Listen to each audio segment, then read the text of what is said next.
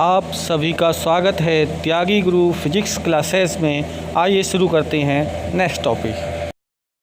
Okay my dear students, कैसे हो? मैं योगेश त्यागी, फिजिक्स लेक्चरर, टैगोर शिक्षा समिति के ऑनलाइन प्लेटफॉर्म पर आपका स्वागत और अभिनंदन करता हूँ। तो बेटा, क्लास 11 CBSE के बच्चों के लिए जो क्लास है उसमें मैं आपको पहले कुछ डायमेंशंस फॉर्मूले बता चुका हूं बच्चों, यानी कुछ विमीय सूत्र मैंने आपको बताए थे। संभव है आपने वो सूत्र ज़्यादा सीखने हैं जो आप पढ़ चुके हैं। अभी आप इन फ्यूचर जो सीखोगे, यानी विमीय सूत्र लिखने का कोई शॉर्टकट नहीं है। विमीय सूत्र तभी आप लिख सकते हो जब आपको उस भौतिक राशि का सूत्र पता हो, और सूत्र आप धीरे धीरे सीखते जाओगे। जैसे जैसे फिजिक्स पढ़ोगे वैसे वैसे आपके पास फिजिक्स के सूत्रों का संग्रह होता रहेगा। तो आपको डरने की अभी आवश्यकता नहीं है कि सर हमें इसका सूत्र ही नहीं पता तो हम इसकी विमा कैसे लिखेंगे। अभी फ़िलहाल इतना सीख लीजिए कि काम आने वाले जितने भी विमीय सूत्र हैं, यदि हम उन्हें लिखते हैं तो फिलहाल के लिए आप याद कर लीजिए, और भविष्य में आपको बिल्कुल उसकी परिभाषा और उसका सूत्र और उसकी विमा बताई जाया करेगी, तो आप धीरे धीरे सीख जाओगे। तो कोई प्रॉब्लम नहीं है, इसकी कोई शिकायत नहीं है, धीरे धीरे हम सब सीख जाएंगे। इससे पिछले लेक्चर में मैं आपको विमाओं के कुछ अनुप्रयोग बता रहा था, और उस अनुप्रयोग में सबसे महत्वपूर्ण अनुप्रयोग जो था वो था कि किसी एक मान को या मात्रक पद्धति को दूसरी मात्रक पद्धति में बदलना। अगर आपको कोई एक मान किसी एक मात्रक पद्धति में दिया है तो उसी मान को आप दूसरी मात्रक पद्धति में कैसे बदलोगे, ये मैं आपको महत्वपूर्ण अनुप्रयोग समझा चुका हूँ। और एक सिंपल सा अनुप्रयोग था कि आपको किसी सूत्र की सत्यता की जांच कैसे करनी है। तो वो सिंपल था कि लेफ्ट हैंड साइड की भौतिक राशि और राइट हैंड की भौतिक राशियों के विमाओं को आप देखिए, अगर दोनों बराबर हैं तो सूत्र सही है, अन्यथा गलत है। दूसरी महत्वपूर्ण बात है कि अगर कोई राइट हैंड साइड में अगर कोई राशि गुणा में है तो उनकी विमाएँ आपस में जुड़ जाती हैं, क्योंकि आधार समान होता है। और अगर वो प्लस में है तो निश्चित मानिए, अगर ऐसे लिखा हुआ है y बराबर x प्लस जेड, तो ध्यान रहे x प्लस जेड, तो x की विमा वही होगी जो z की होगी, और x की जो विमा है वही z की होगी, तो वही विमा किसकी होगी बेटा? y की भी होगी। यानी प्लस में अलग अलग राशियों की विमाएं बराबर होंगी तभी वो प्लस हो सकती हैं, ये आपको ध्यान रखना है। एक तीसरा अनुप्रयोग जो और महत्वपूर्ण है, आज उसको पढ़ेंगे और उससे संबंधित प्रॉब्लम पढ़ेंगे। और आज वो तीसरा अनुप्रयोग है नंबर 3, विभिन्न भौतिक राशियों में संबंध स्थापित करना। अगर आपको ये पता लग जाए कि कोई भौतिक राशि कौन कौन सी राशियों पर निर्भर करती हैं, तो आप उनके मध्य संबंध स्थापित कर सकते हैं। जैसे मैंने माना कि कोई भौतिक राशि है P, फिजिकल क्वांटिटी P है, और ये राशि निर्भर कर रही है कैपिटल A, कैपिटल B और कैपिटल C, अरे और भी हो सकती हैं। तो यानी ये भौतिक राशि P इन अन्य भौतिक राशियों पर निर्भर करती है। तो हम क्या करते हैं कि इन भौतिक राशियों को इस भौतिक राशि के समानुपाती लिख देते हैं A, B, C, और इन भौतिक राशियों की विमाएं लिख देते हैं A, B और C। तो जब भी आप संबंध स्थापित करेंगे तो आपको इस भौतिक राशि की विमा आनी चाहिए, इन तीनों भौतिक राशियों की विमा आनी चाहिए, और विमाएं लिखने के बाद आप लेफ्ट हैंड साइड और राइट हैंड साइड की विमाओं की तुलना करने पर आपको ए बी सी के मान ज्ञात हो जाएंगे, और उन ज्ञात मानों को यहाँ रखने पर आपको इस भौतिक राशि के साथ संबंध प्राप्त हो जाएगा। और अगर इस समानुपाती चिन्ह को हम हटाते हैं तो एक कांस्टेंट आता है, एक नियतांक राशि आती है जो अलग अलग सूत्रों में अलग अलग निर्धारित होती है, जिसे आप धीरे धीरे फिजिक्स में पढ़ते पढ़ते सीख जाओगे, क्योंकि सारे चैप्टरों में विभिन्न प्रकार के सूत्र आएंगे। इसे समझने के लिए, इसे बेटर समझने के लिए मैंने कुछ प्रश्न ले रखे हैं, जैसे ये क्वेश्चन नंबर 1 है, और ये क्वेश्चन नंबर 2 है, और ये क्वेश्चन नंबर 3 है। राइट बेटा, तो मैं क्या करता हूँ, आपको पहले क्वेश्चन नंबर 1 लिखाता हूँ, ध्यान से पढ़ें। ये कह रहा है कि यदि किसी सरल लोलक का आवर्तकाल कैपिटल T, उसकी लंबाई स्मॉल l एवं गुरुत्वीय त्वरण स्मॉल g पर निर्भर करता है तो आवर्तकाल का सूत्र ज्ञात करो। तो ये क्या कह रहा है कि किसी सरल लोलक का आवर्तकाल यानी कैपिटल T किस पे निर्भर कर रहा है, लंबाई पर यानी समानुपाती l, और गुरुत्वीय त्वरण स्मॉल g यानी a और b की जगह क्या आ गया, l और g, बस ये दो ही हैं, तो इसकी घात स्मॉल a आ जाएगा, इसकी घात स्मॉल b आ जाएगा। यानी अब आपको इन तीनों भौतिक राशि की क्या पता होना चाहिए बेटा, विमा पता होना चाहिए। तो देखिए T क्या है बेटा, T है आवर्तकाल। आवर्तकाल और इन सब की परिभाषा आने वाले समय में आपको बताएंगे आपको, क्योंकि अभी तो ये फिजिक्स की शुरुआत है, शुरुआत में आपको धीरे धीरे सारे ज्ञान से परिचय कराया जा रहा है। तो आवर्तकाल, तो शब्द क्या लगा है, काल, काल क्या होता है, समय, तो जो समय का मात्रक होता है वही आवर्तकाल का मात्रक, तो क्या होगा, सेकंड। और अगर इसका मात्रक सेकंड है तो इसकी विमा क्या हो जाएगी बेटा, m0 l0, मास नहीं है, लेंथ नहीं है, लेकिन टाइम है तो t1। अगर आप इस पे 1 नहीं लिखते हैं तो भी ये 1 है, और मेरे हिसाब से बेटर है कि आप लिख लिया करें तो ये उचित रहता है। तो ये हो गई आवर्तकाल की विमा।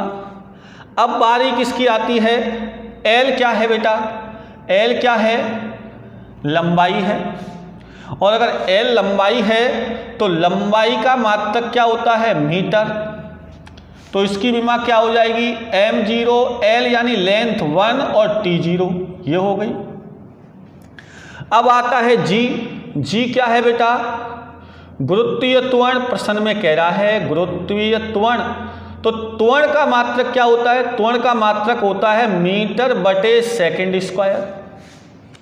तो मीटर के लिए क्या आ जाएगा, L1, सेकंड ऊपर जाएगा तो t की घात -2, मास है नहीं इसलिए m0, तो त्वरण की विमा ये है। यानी अब हम इस समीकरण को क्या करेंगे कि t बराबर का जब समानुपाती चिन्ह हटाते हैं, जैसे ओम का नियम पढ़ते थे, v समानुपाती I, और जब समानुपाती चिन्ह हटाते थे तो r आता था, यानी एक नियतांक राशि आती है और उसे हम मान लेते हैं k, और इस राशि का निर्धारण हम विमीय विधि से नहीं कर सकते, ये वैज्ञानिक अपना कोई नियतांक मान देते हैं जो सूत्र पर निर्भर करता है। हम केवल उन राशियों को बता सकते हैं जो एक दूसरे पर निर्भर करती हैं, जो किसी पर निर्भर ही नहीं करती है उसे नहीं बता सकते, इसीलिए नियतांक राशि किसी पर निर्भर नहीं करती है। अब देखिए t बराबर k और l की पावर a और g की पावर b, इसे हम दे देते हैं इक्वेशन नंबर 1, यानी स्मॉल a और स्मॉल b के मान आने पर हम समीकरण 1 में मान रख देंगे। राइट, तो अब सुनिए, अब तो अब देखो t टी के लिए क्या आ जाएगा, m0 L0 T1 बराबर के, L के लिए क्या आ जाएगा, m0 L1 T0 और इसकी घात कितनी आ जाएगी बेटा, a। g के लिए क्या आ जाएगा, m0 L1 T-2 और इसकी घात कितनी आ जाएगी बेटा, b। a इसकी घात है तो a का गुणा 0 में करेंगे 0 और a का गुणा 1 में करेंगे तो क्या आ जाएगा, a। 0 में करने पर 0, b का करेंगे तो यहाँ क्या हो जाएगा, b और यहाँ क्या हो जाएगा बेटा, यहाँ हो जाएगा -2b, राइट। अब ये हो जाएगा m0 L0 T1 बराबर के, आधार देखो दोनों में क्या है, गुणा, आधार समान होने पर घातें जोड़ दी जाएंगी तो m 0 + 0 0 L a + b t 0 + -2b तो -2b, ये हो गया इनको जोड़ने पर। अब क्या करेंगे, तुलना करने पर दोनों तरफ तुलना करिए बेटा, इधर m है इधर भी m है, m की घात 0 है यहाँ 0 है तो इसका तो कोई तुलना नहीं करें, यानी 0 बराबर 0। इसकी करो, l की घात कितना इधर a, इधर l की घात कितना है बेटा, a + b, इधर कितना है 0 तो बराबर 0। इधर देखो कितना है -2b बराबर, इधर कितना है बेटा 1 है तो यहाँ से b बराबर कितना आ जाएगा, माइनस इधर चला जाएगा, b बराबर -1/2 तो b का मान आ गया हमारे पास, b बराबर -1/2। ये b का मान कहाँ रख दो, इस जगह पर, तो क्या आ जाएगा बेटा, a प्लस की जगह ये माइनस तो -1/2 बराबर 0 तो a बराबर कितना आ गया, 1/2 तो a और b के मान आ गए हमारे पास। आगे बेटा, अब इस मान को हम कहाँ रख देंगे, समीकरण 1 से, समीकरण 1 कहाँ है, ये रहा, क्या आ जाएगा, t बराबर k l की घात a का मान 1/2, g b का मान -1/2 तो ये क्या हो जाएगा बेटा, t बराबर k l की घात 1/2 तो ये नीचे आएगा तो प्लस हो जाएगा 1/2। अब इन दोनों पर घात कितनी है, 1/2, तो इसको क्या लिख देंगे, t बराबर k l/g की घात 1/2 लिख देंगे। अब क्या हो जाएगा, t बराबर k, ये 1/2 का मतलब है √L/g। तो इस प्रकार हमारे पास आवर्तकाल का ये सूत्र आ गया। और जब आप सरल लोलक वाला चैप्टर पढ़ेंगे तो बेटा यहाँ k का मान होगा कितना, 2π, कितना होगा 2π, तो ये सूत्र हो जाएगा t बराबर 2π √ मैंने बोला इसका मान आप निर्धारण विमीय सूत्र से नहीं कर सकते, ये वैज्ञानिक अपना नियतांक देते हैं जो मैंने आपको बता दिया, यानी आंसर इसी से आएंगे। तो ये मिल गया t बराबर 2π। अभी आप इतना सीख लो k क्या है ये मैंने आपको बता दिया है, तो t बराबर 2π √L/g। इस प्रकार ये आवर्तकाल का सूत्र आपको प्राप्त हो जाता है। तो ये थी आपकी फर्स्ट प्रॉब्लम जिसे आपने अच्छे से समझ लिया है। एक बार आप इसे देख लेंगे ढंग से और आपकी समझ में आ जाएगा। अब हम ले लेते हैं दूसरी प्रॉब्लम। तो देखिए अपन क्या करते हैं, देखो ध्यान से। अब अपन दूसरी प्रॉब्लम को यदि सॉल्व करेंगे तो मैं इस प्रॉब्लम को साफ कर देता हूं यहां से, राइट। प्रॉब्लम नंबर 2 देख लेते हैं अपन। दूसरी प्रॉब्लम क्या है कि किसी गतिशील कण की गतिज ऊर्जा E के, गतिशील कण की गतिज ऊर्जा क्या है E के का मान कण के द्रव्यमान यानी E के का मान किसका मान बेटा? ई के गतिज ऊर्जा का मान कण के द्रव्यमान यानी समानुपाती स्मॉल m वह उसके वेग यानी v पर निर्भर करता है। तो यानी यहाँ पर a और यहाँ पर b। तो अब हमें इनकी विमानी चाहिए। तो ई के क्या है बेटा? ई के है गतिज ऊर्जा। और बेटा ऊर्जा कोई सी भी हो, चाहे गतिज ऊर्जा हो, चाहे स्थितिज ऊर्जा हो, चाहे कुल ऊर्जा हो, ऊर्जा की तुलना हमेशा कार्य से की जाती है, क्योंकि कार्य का मात्रक भी जूल होता है और ऊर्जा का मात्रक भी जूल होता है। तो दोनों की विमाएँ कैसी होती हैं? समान। तो जब भी अगर ऊर्जा की बात आए तो इसे किससे लिखो? कार्य से। और कार्य बराबर होता है बल गुणा विस्थापन। बल गुणा विस्थापन। तो बल क्या होता है? F बराबर m a और विस्थापन को लिख लेते हैं x से। m क्या है? द्रव्यमान। द्रव्यमान का मात्रक क्या होता है? किलोग्राम। a क्या है? त्वरण। त्वरण का क्या होता है? मीटर बटे सेकंड स्क्वायर। और x क्या है? विस्थापन। विस्थापन का मात्रक क्या होता है? मीटर। और मीटर क्या हो जाएगा? Metre square. तो बेटा इसकी विमा क्या आ जाएगी? मास किलोग्राम यानी 1, एल यानी लेंथ मीटर तो 2, समय सेकंड t ऊपर जाएगा -2। तो ये किसकी विमा हो गई बेटा? ऊर्जा की हो गई। किसकी हो गई? ऊर्जा। अब आती है किसकी बात? m क्या है बेटा? द्रव्यमान। और द्रव्यमान का मात्रक क्या होता है बेटा? किलोग्राम।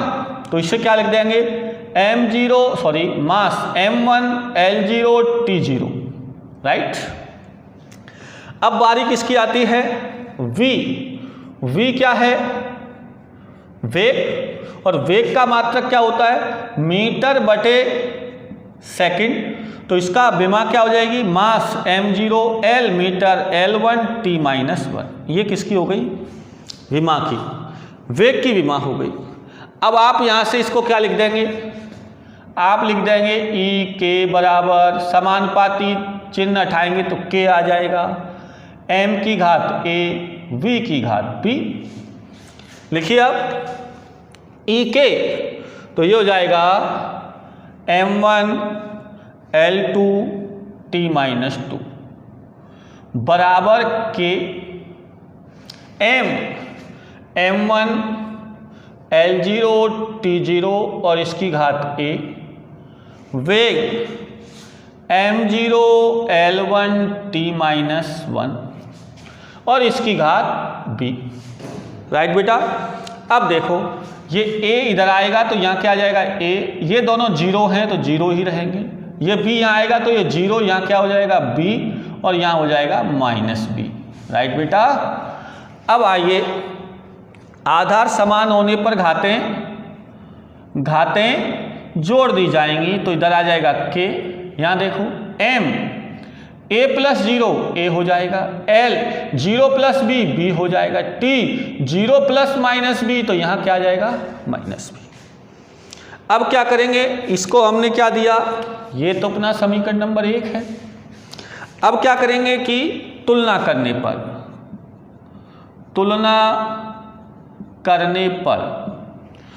करेंगे तो यहाँ से देखो a बराबर कितना आ गया? 1 और b बराबर कितना आ जाएगा बेटा? 2। क्या हमें केवल a और b के मान चाहिए थे, वो आ गए। और चाहते हो तो देखो ये t, तो -b बराबर कितना है? -2। माइनस से माइनस कैंसिल तो b बराबर 2। यहाँ भी b बराबर 2, यहाँ भी b बराबर 2, अलग आ ही नहीं सकता क्योंकि अपन को a और b के मान चाहिए। तो हमारे पास ये a का मान आ गया, ये हमारे पास किसका मान आ गया? b का मान। इसे कहाँ रख देंगे? समीकरण 1 में। यहाँ पर इस मान को रखेंगे तो ये आ जाएगा ई के बराबर k, m की घात कितना है? a यानी 1 और v की घात 2। तो इसे लिख देंगे ई के बराबर k mv²। और बेटा k का मान यहाँ पर होगा 1/2, तो ये हो जाएगा ई के बराबर 1/2 mv²। ये है गतिज ऊर्जा का सूत्र। तो इस प्रकार हमने विमीय विधि से 2 प्रॉब्लम को क्या कर दिया, सॉल्व। अब बारी आती है थर्ड प्रॉब्लम की। तो तीसरी प्रॉब्लम के लिए मैं बेटा आपको हिंट दे देता हूँ, करनी आपको है, आप इसे नोट कर लेंगे। नोट करने के बाद इस प्रॉब्लम को आप स्वयं सॉल्व करेंगे। मैं हिंट देता हूँ आपको। ये कह रहा है किसी माध्यम में r त्रिज्या की बॉल है, v वेग से गति कर रही है तथा उस माध्यम का श्यानता गुणांक इसे ईटा कहते हैं। बेटा क्या कहते हैं, ईटा कैसे बनाते हैं, आप n बनाओ, क्या बनाओ, सबसे पहले n, और इसकी इस टांग को पकड़ के खींच दो तो ये बन जाता है ईटा, ये बन जाता है ईटा। सब सीखेंगे, जब आप द्रव वाला चैप्टर पढ़ेंगे तो वहाँ श्यानता गुणांक सीखेंगे। ईटा है तो बॉल पर लगने वाले श्यान बल, आप श्यान को भी भूल जाइए क्योंकि श्यान बल जो है वो द्रवों में लगता है, इसलिए बल याद रखिए, बल का मात्रक आपको आना चाहिए। तो बल का मान ज्ञात करो, यानी आप ऐसे कह सकते हैं कि यहाँ पे बल F जो है वो किस पर डिपेंड कर रहा है, माध्यम में त्रिज्या यानी स्मॉल r पर, वेग यानी v पर, और श्यानता गुणांक ईटा पर, इन पर निर्भर कर रहा है बेटा, राइट।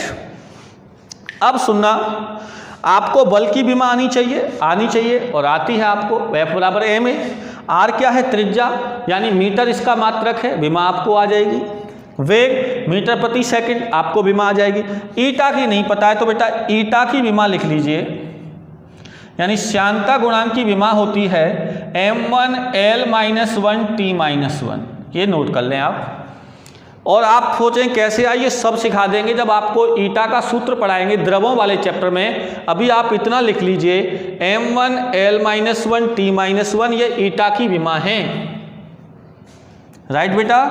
अगर इस विमा को आपने नोट कर लिया है तो आप इस क्वेश्चन में सॉल्व करके a b c का मान निकाल करके यहाँ रख देंगे, a b c का मान रख देंगे, और जहाँ समानुपाती चिन्ह उठाएंगे तो एक कांस्टेंट आएगा, क्या, k, क्या आएगा बेटा, k। और मैं बता दूं k का मान यहाँ होगा 6 पाई, k का मान क्या होगा, 6 पाई। तो इस प्रश्न को आप सॉल्व करेंगे और नेक्स्ट टॉपिक में हम पढ़ेंगे एरर्स यानी त्रुटि, वो भी महत्वपूर्ण टॉपिक है। तब तक के लिए धन्यवाद।